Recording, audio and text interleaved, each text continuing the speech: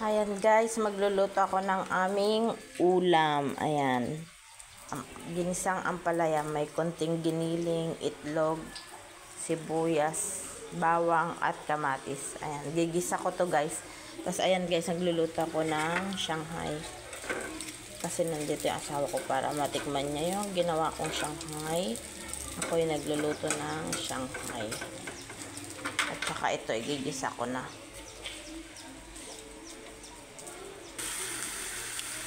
So, ayan guys, yung aking ginisang.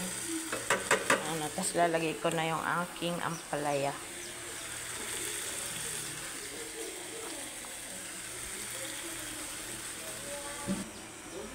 So, ayan guys, luto na yung aking ampalaya. Gusto ko yung ganyan lang, half cook lang. Ayoko nang masyadong, yan, luto na yan, kakain na.